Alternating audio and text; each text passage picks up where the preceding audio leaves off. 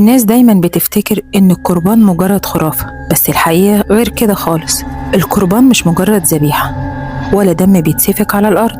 القربان هو العهد الأول بين الإنسان والجن. زمان جدا قبل الأديان كان في ناس بتسكن في الصحراء والجبال بيسموهم العارفين. دول كانوا بيحاولوا يكسبوا قوة من العالم التاني. كانوا بيصدقوا إن الجن يقدر يديهم علم ومال وسلطان، بس مقابل حاجة واحدة وهي الدم. كانوا بيقولوا إن الدم هو اللغة الوحيدة اللي بيفهمها العالم السفلي. كل نقطة دم بتتسفك بتفتح باب صغير ما بين العالمين، ومن خلال الباب ده الجن بيقدر يمد إيده، بس مش علشان يساعد، بيمدها علشان ياخد المقابل. في نوعين من القربان. الأول قربان الرضا، وده بيتعمل لما حد يطلب حاجة زي قوة أو شهرة أو حب ممنوع. بيروح لمكان مهجور وبيقدم قربانه في وقت معين. أغلبهم بيختاروا ليلة الجمعة بعد نص الليل، لأنها بتبقى أكتر ليلة بيكون فيها الستر مرفوع عن العالم السفلي. النوع التاني قربان الاستدعاء، وده الأخطر.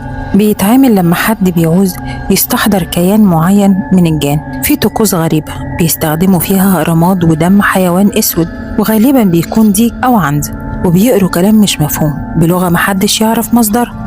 بعد القربان بيحس اللي بيعمل الطقس إن في حاجة اتحركت حواليه. هو بيتغير، ريحة غريبة بتطلع وصوت همس قريب من ودنه بيقوله اتقبل القربان. لكن اللي أغلب الناس مش عارفاه إن القربان مش بيخلص لما بيتقدم. اللي بيقدم قربان بيبقى مربوط بعهد. الجن مش بياخد منك مرة واحدة، هو بياخد منك على مراحل. كل مرة تحتاج منه حاجة لازم تدفع أكتر، وفي الآخر هو بياخد روحك.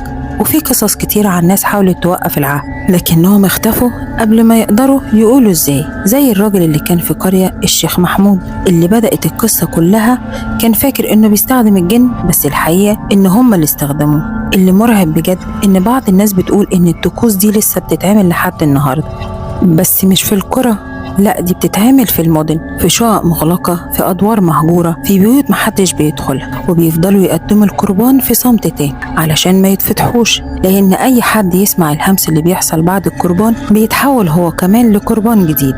بيقولوا إن القربان الحقيقي مش بالدم، القربان الحقيقي هو الخوف. كل مرة تخاف، كل رعشة في جسمك، كل مرة تحس بحد بيبصلك في الضلمة كلها طاقة، واللي بياخدوها عارفينك بالاسم.